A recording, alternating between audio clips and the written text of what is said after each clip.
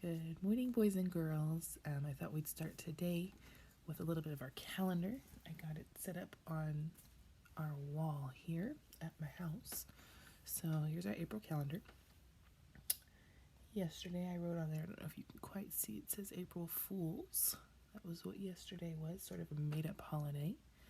And coming up, I don't have something to write on here, but this is Palm Sunday. That's the Sunday that Jesus rode into town, and the whole city was excited for him to come. They were waving palm branches at him to welcome him into coming. And that was on a Sunday. And just those few days later, on that Friday, they put him on the cross to kill him. So there's a lot of things that happen during Holy Week, is what we call that. And we will be doing a lot more to talk about it next week. And then we have Easter coming up on the 12th. So it's in 2 Sundays from now. And down here, we have a day called Earth Day, where we do something nice to help care for the earth. And the month of April has 30 days in it, not 31. So I have this fun little clip that I'm going to move right here. Kind of covers up our day of the week, but we can see that today is Thursday, April the 2nd, 2020. And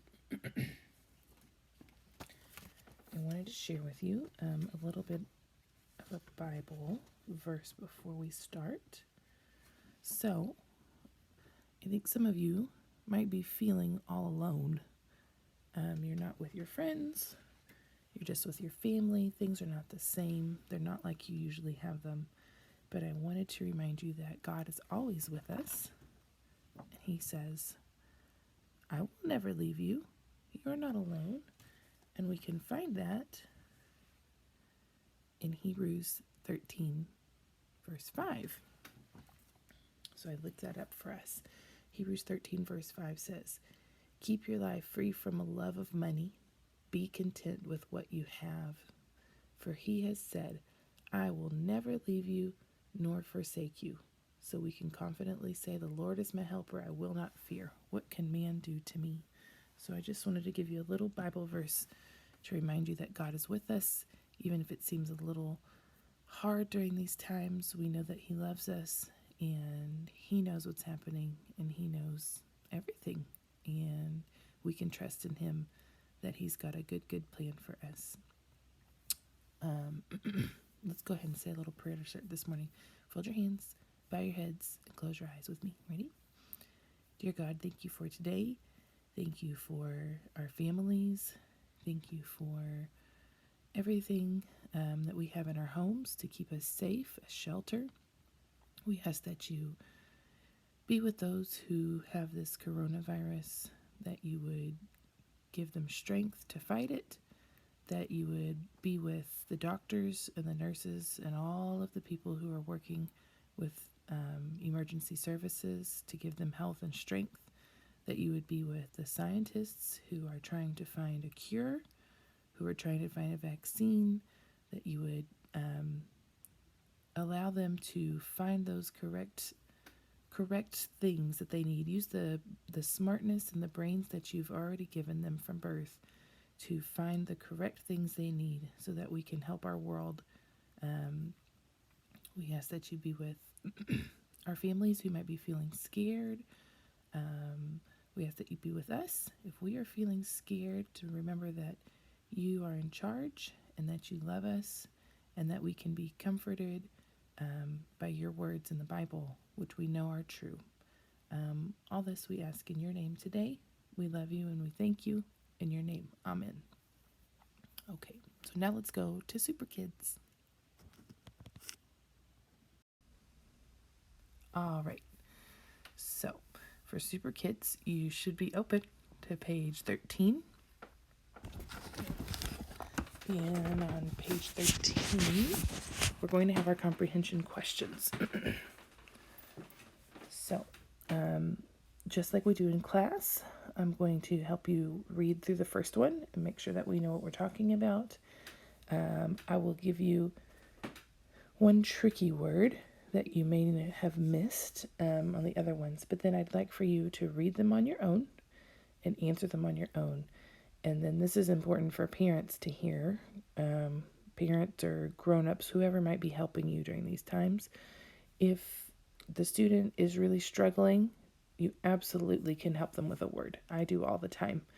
But I don't want to read it for them today because some of them like to not try to work their hardest. But if they're struggling with a word, please help them to read it. I usually take a small group, and Miss Miriam takes a small group, and we help them make sure that they're reading the questions correctly, because today is not all about being able to read the words correctly. It is mostly about, did they understand what happened in the story, because we wanted to make sure that they can recall the details from the story correctly.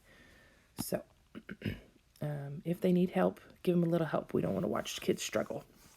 So here we go. Number 1. Where did the kids go to see Buster? So then the 2 choices are A, I guess it's not A, the first one, a pet shop, or the second one, Fritz's attic. So those are your 2 choices, and you need to decide which one was it. Where did they go to see Buster? And then you're going to do the rest of the page by yourself, but I wanted to show you. Oh, I can't zoom in too much bigger than that. Let's just look at we'll make it at the top here. At the very top, this word here is discover. Discover. Okay, and then the other word is right at the top, stepped. Stepped. So those are 2 words to help with. The rest of the words, we have strategies to sound out all of the rest of the words, okay? On the very last box, I promise whatever drawing talent, skills that you have, I promise it will be good. I can't wait to see your little drawings there, okay? You can go ahead and pause this so that you can complete the rest of this page on your own. But I'm going to go ahead and go to the next page. We're going to do 2 pages today. Let me see. Make sure you can see that's on page 14. We're going to be completing the sentences. So number 1 says, Fritz had to tell Cass blank Buster. Fritz had to tell Cass blank Buster. So we're going to try out both of those words. So these are our memory words for this week. I hope you've been looking at them, working on them in your not your word workbook, in your backpack pages. The first word is about, and the second word is over. Fritz had to tell Cass about Buster. Fritz had to tell Cass over Buster. And you should have chosen about. Excuse me. It's early. And I'm looking for my pen so I could write about in here as well. Let's see.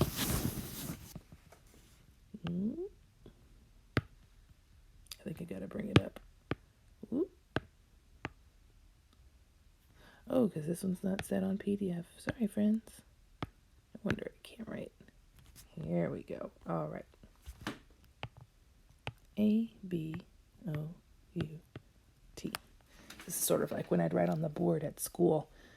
Sometimes it's tricky using it from a computer version. All right, number 2. Buster was a blank pigeon. Remember that funny word is pigeon. It's not anything we can really sound out. We just have to remember pigeon. So was Buster a boy or girl pigeon? It turned out Buster was a girl pigeon. Buster had blank eggs. How many eggs did Buster have? At this point, I'm going to let you keep finishing in the rest by yourself. I'm going to read the sentences, but I want for you to choose the correct answer on your own. Number 4, Remember, you can always pause it if I'm going too fast. Number 4, it was blank. Let me follow along with you. It was blank 17 days blank the eggs hatched. So it was one of those two words. It was 17 days. And then when you've chosen that word, then you're going to say it was blank 17 days. The eggs hatched. So choose one word for each. And then number 5, the kids could see blank wings poking out of the eggs. What do you remember from the story? You're going to choose your words right there. So that's it for Super Kids in the Word Workbook today. The other things that we're working on today, of course, is your math page. Excuse me, which is the Subtract Up to 20 worksheet. You can do the backpack page 8, which is more spelling practice. You need to do your writing today. So today we're going to write about science, and we told you that you can either write about something in your backyard or something out your window, like something in nature, something that God created, okay, not buildings and things. Or if you're able to, you can go on to a virtual field trip, which just means you can go to see somewhere around the world that has created like a video going through their space as if you were on a field trip.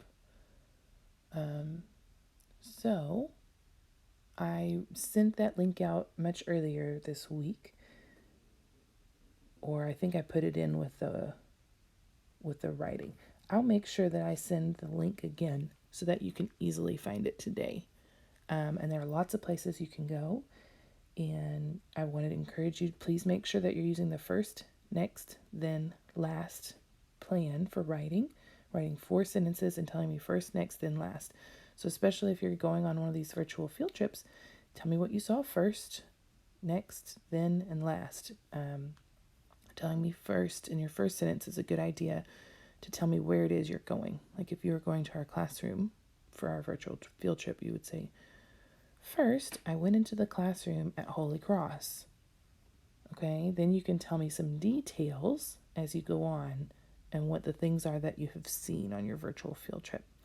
And I can't wait to hear from you and see your work. I'd love it if you'd send me a picture or a video.